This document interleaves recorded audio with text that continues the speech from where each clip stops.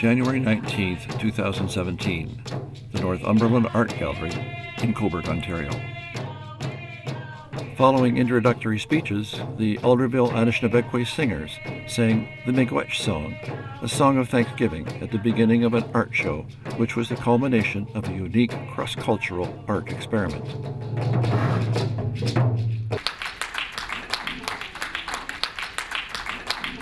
As this was the first showing of this art collection, a condition of the display was that the local First Nations group be involved.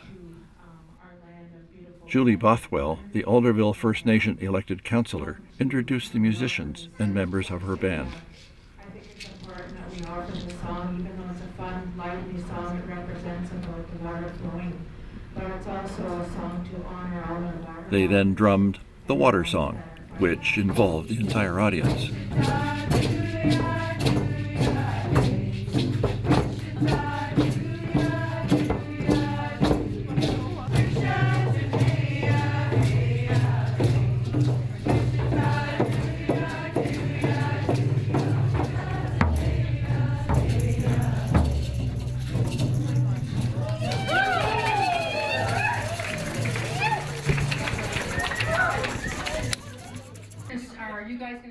Then, Mary Louise Myers, artist, educator, and project organizer, explained the creative processes that led to this show. 7 years ago, actually it's probably 8 or 9 years by now, the Royal Commission on the Truth and Reconciliation process began. And after 7 years of consultation, Honorable Justice Murray Sinclair came to Rama and did a early release of the final report. This commission had the good thought to list 94 calls to action. Not only do we have the story of what happened, but there are 94 calls to action. Find one that you can personalize. So it was the one, number 83, that I looked at, and it said that artists, it was actually for the Canada Council for the Arts, that the Canada Council for the Arts support and promote projects that offer opportunities to Indigenous and non-Indigenous artists to come together to create works of reconciliation to inspire the nation. Now here's the process that we went through. This is a process called Wildfire. It was given to us by the Milkweed Collective. It was an activity that I had done several times in this collective, whereby one person, an artist, creates an image in a very short period of time. So I don't know if you guys, how many of you out there have ever had to do this, but they had 14 days to create an image. That's like birthing an elephant in a month. The first artist did a piece. They pass it on to the second artist who looks at that piece. They get inspired by it. They give the piece back to that person and they do their own piece. They have 14 days. They birth out their product or their image and they give it to the next person. They receive it, they look at it, they get inspired, they give them back their piece and they do their own. It's like broken telephones. You never see anything except the one right before you. So this took a whole year. We began on September 21st on the night of the Blood Moon in 2015. The other thing that Justice Murray Sinclair asked was, as we do our calls to action, we need to elevate the ways of the First Nation people to the same respectful status as those who are non-Indigenous, those of us who have come from away. And so we did. Nobody was allowed to talk about their piece until it was unveiled in June. Every time the piece went from one artist to another, there were several things that went with them. We were granted a white eagle feather from the tail of an eagle who lived at Springwater Park. They had to send the animals away when there was a change of status of the park. And we were granted this as a feather of reconciliation for this exhibit. This went with every one of the artists. We also sent a medicine box. And each artist could add something small, but not take anything out permanently. This, and then 4 pieces of literature. Each artist was asked to read 4 things so everybody knew this baseline. 1, read the TRC report. Number 2, read a book called Mishomis by Eddie Benton Benet. He's a Midewin person from the Grand Medicine Society of the Ojibwe peoples, and he is beginning to do a lot of writings. It is one way of viewing the world from the Anishinaabe people. The other book was the Anishinaabe Almanac, which talks about the stories, some stories, that he was familiar with and teaches about the 13 moons of the year. The other one was Georgian College put out a great little photocopy thing with a little plastic binding called Anishinaabe Spirituality 101. It was great. It's 26 pages long. I guess you know everything when you're done, eh? Everybody had a number. So we were going to begin with a non-Indigenous because we wanted to end it with an Indigenous artist. The first name drawn was Xavier Fernandez. With no artist preceding him, Xavier set out with the required literature, the medicine box, and the eagle feather to create his black and white woodblock print. My piece is entitled Hope. I felt that the eagle going through the crack of dawn and stopping time, that was a big thing where for all of us, we have the opportunity to create hope. And in the truth and reconciliation, you need both sides to come together. It's both sides need to meet in the middle. The second artist was Marilyn Fay George. Her childhood memories of the parents in her village struggling to hide the children from government agents are reflected in her work. The eagle in my painting is looking over our creation, our Mother Earth, and he's really sad and he has a big teardrop coming down and looking over like the families and what's happening, what happened to all our families and all the children and how everybody got separated, the parents from the children, because like the government thought it would be really good if we separate the children from their parents and grandparents, and then they'll forget about who they are. As part of her presentation, Marilyn sang a song which echoes a desire for family unity and to give thanks for what we have.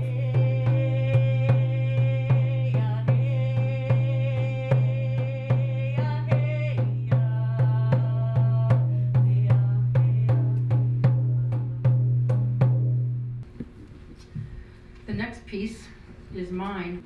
My piece is about the Great Disturbance. I call it the Great Responsibility and/or the catching and the throwing of the ball of life. There comes a point in time when life stops working for us as individuals. It's like it's pulled out from under us, eh? Some of us get through life and don't have to experience that. I call that the Great Disturbance. We experience that as individuals, as families, as communities, and our First Nation people here. They experienced it at the encounter when the explorers came to this continent. It is a picture of how the individual is shattered by a great disturbance in life. There are 4 little spheres on the corners. Those are other individuals, other universes, other communities, who from afar, you don't see it, but they're experiencing the same thing. Our job as individuals and as people is to pull all those shatters back together to the center. It takes time, it takes relationship to each other. Desmond Tutu once said, there's this word he uses, Ubuntu, and it means that we become human through each other. We become humans through each other. So my piece is about the pulling of the shards together again. And so the spirit of this is reconciliation is not a spectator sport. It is every responsibility of every human being. Mary Louise passed her work on to Nagik, Paul Whittam. Unable to attend the show, Paul's comments on his work were recorded separately. Well, Mary Lou passed her piece on to me.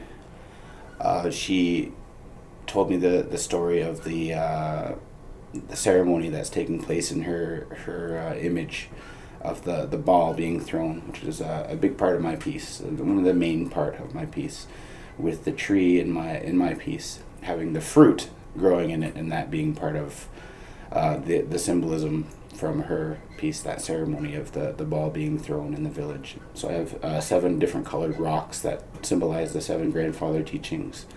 I also have an inlay in a portion of my piece where there is a residential school and a church, and you can see some children in there, and on one side there's a forest, sort of a growing forest. On the other side of that there's a forest that's dying.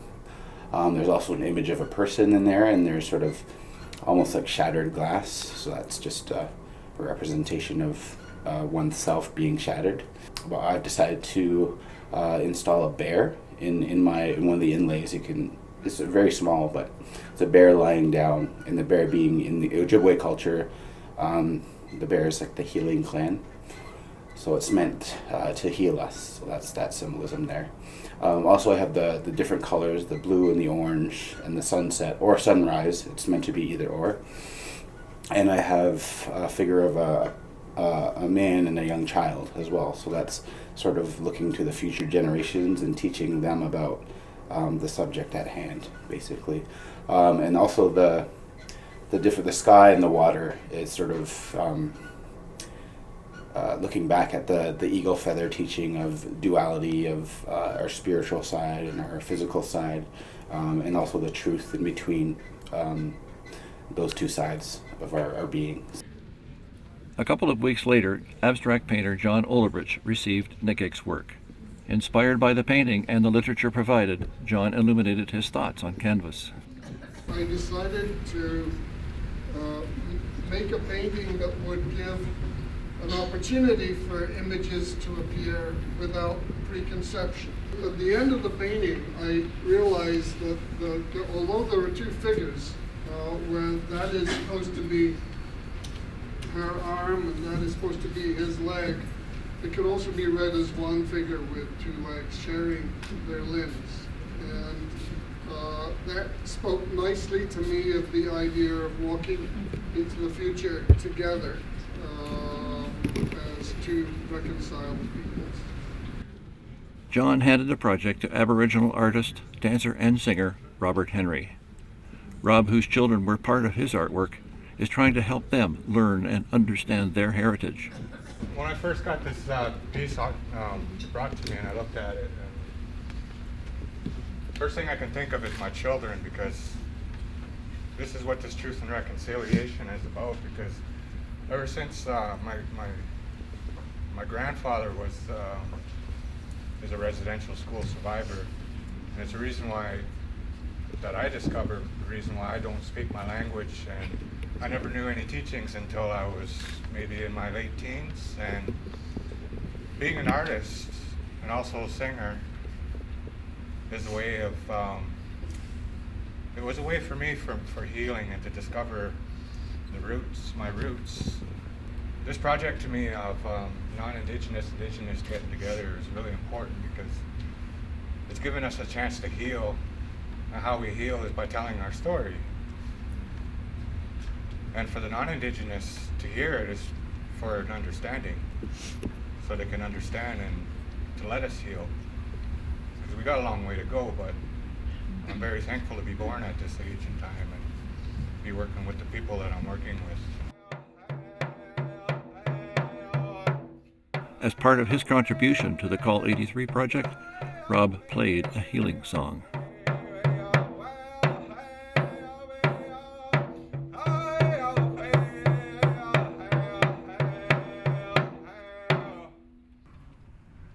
Printmaker Jenny Clark, on receiving Rob's work with the image of his daughter in a jingle dress, recalled the story of how a young girl taken to a residential school had her pride and cultural identity torn away when her new traditional dress was burned and her braids cut off.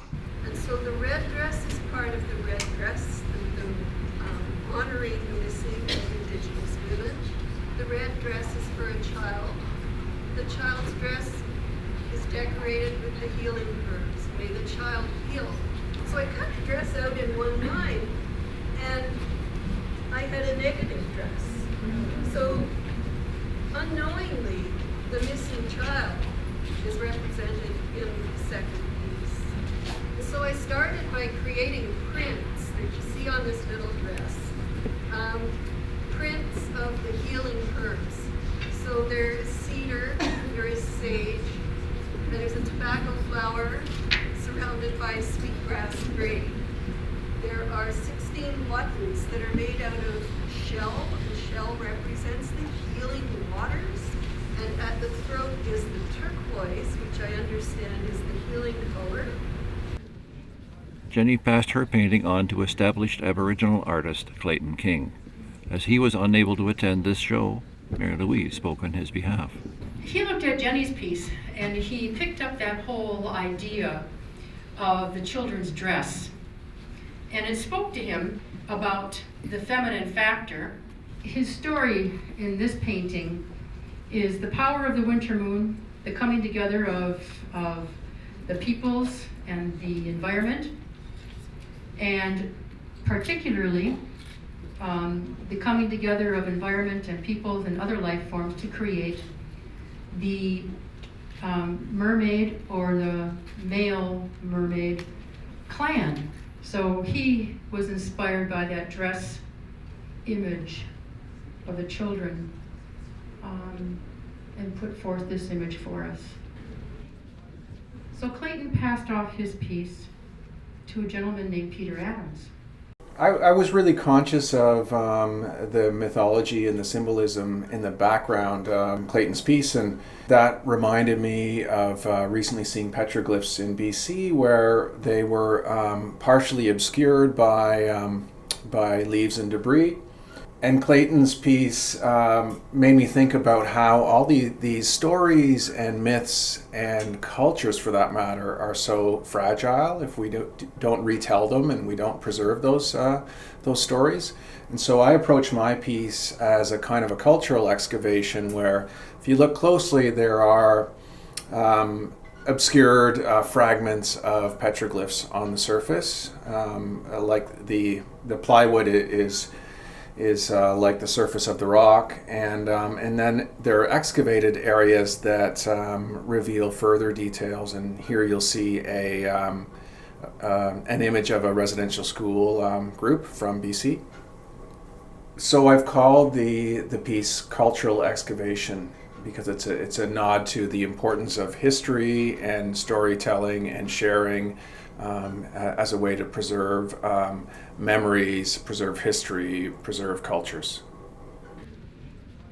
Aboriginal artist Nancy King produced this painting called Violence Against the Earth in response to seeing Peter Adams' work.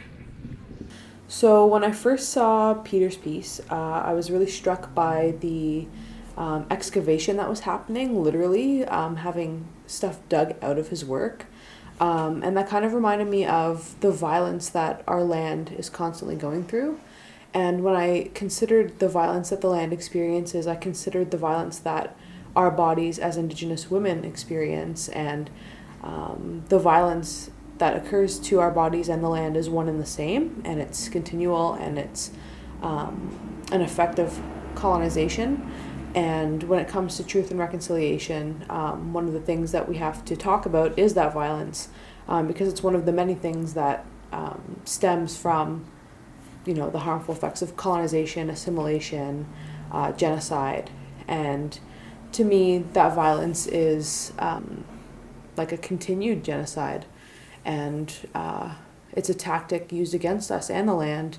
And until we are able to heal our bodies and heal, then we won't be able to heal the land, right? And then we won't be able to heal ourselves. And then I have some beadwork that's imposed over top of the image, and these beads represent syllabics, wampum belts, and petroglyphs. And the shapes that I use are meant to sort of mimic those shapes and not actually mean anything. And the reason for this is that I want people to feel frustrated when they look at them, because a lot of people ask me, so what does this one mean? How do you say this one? What does this one sound like? And I say, oh, well, they don't actually mean anything. And so that frustration mimics the frustration that we feel when we can't access or understand our languages or read them. So I kind of wanted to turn the tables that way.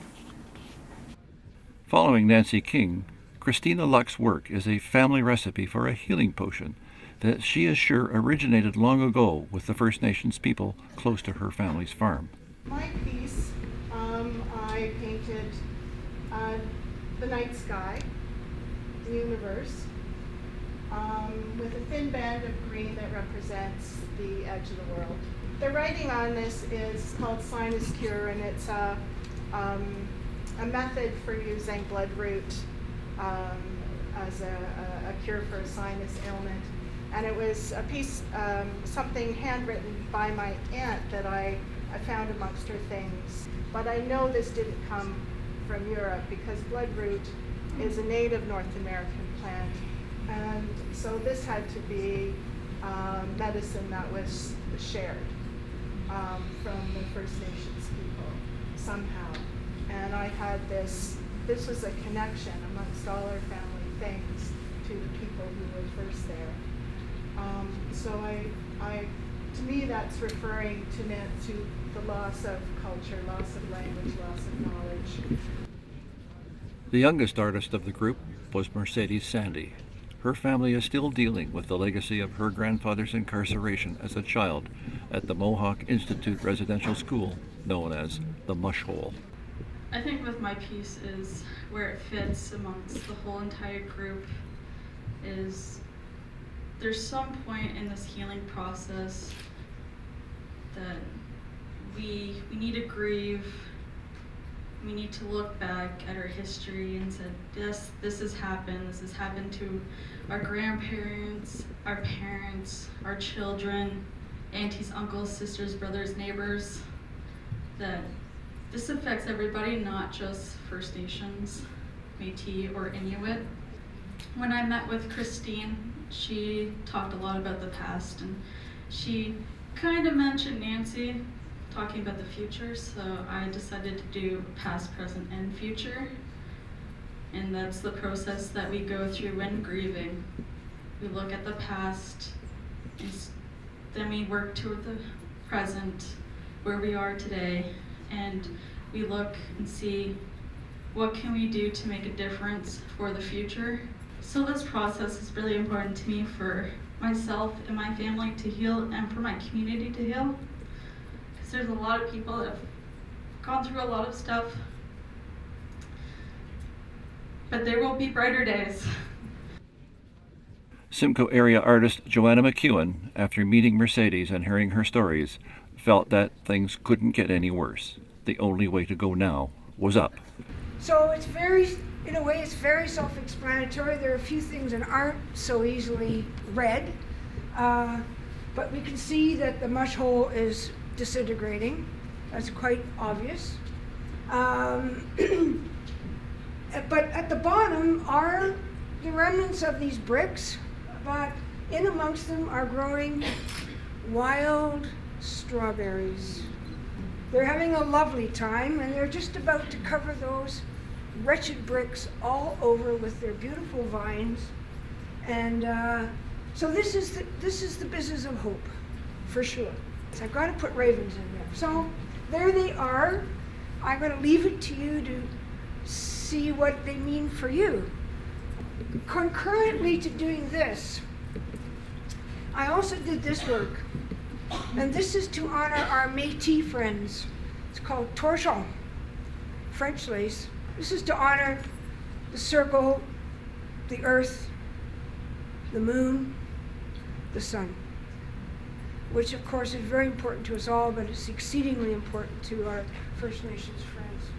The beads, of course, are in the colors, the north, the east, the south, and the west. That's what I handed off to Natalie. For Métis artist Natalie Burton, Joanna's work, her family's early history, and her own experiences gave birth to this image. And I remember thinking to myself, do I want to be a part of this project? Yes, I do, because I know about reconciliation. My family's experienced it.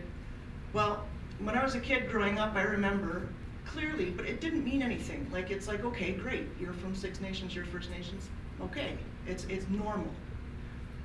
But being in grade 8 and a teacher saying, well, you know, all those Iroquois, they're good for nothing.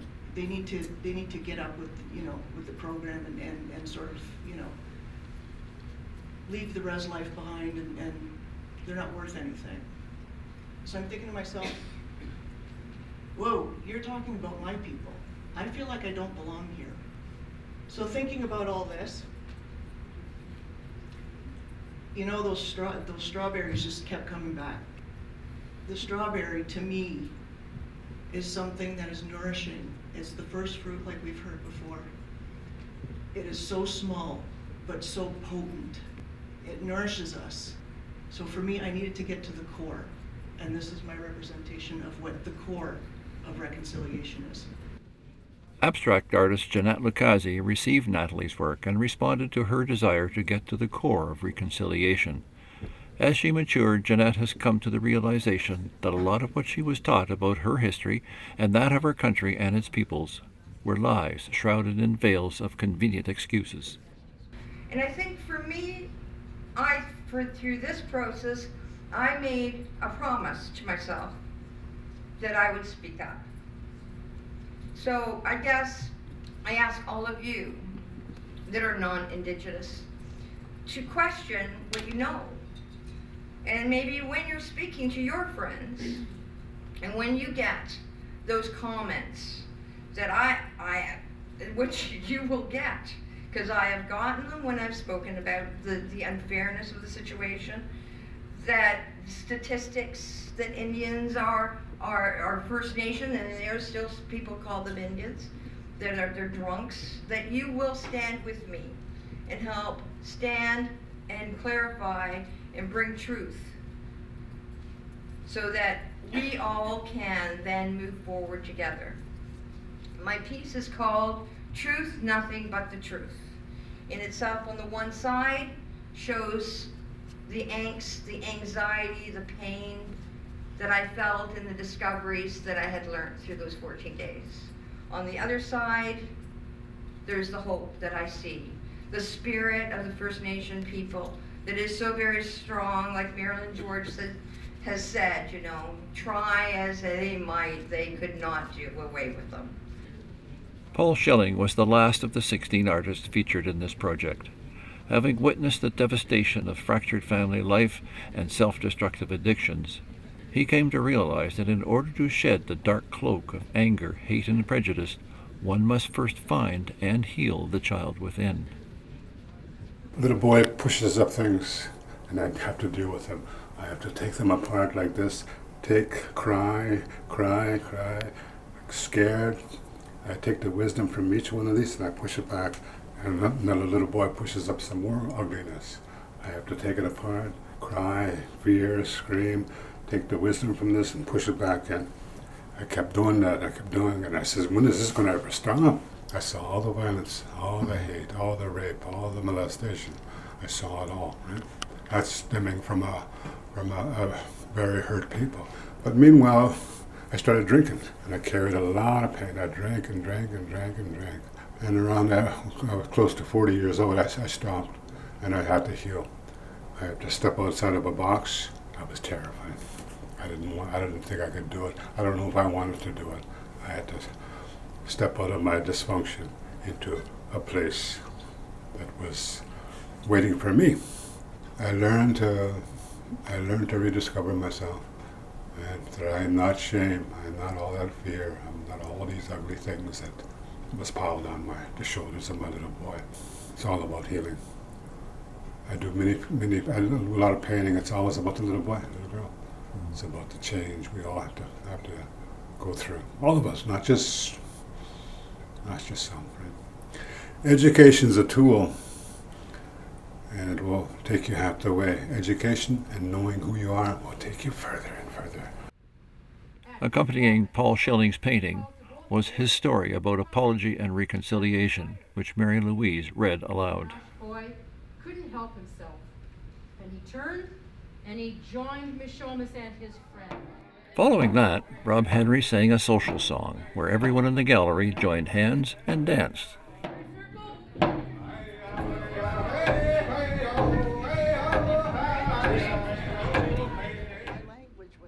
Elder Ernestine Baldwin's mother made great personal sacrifices to ensure her children would never go to a residential school. But in her early 50s, her own children grown, Ernestine knew little of her own culture and resolved to learn the language of her mother. It was a decision that changed her life.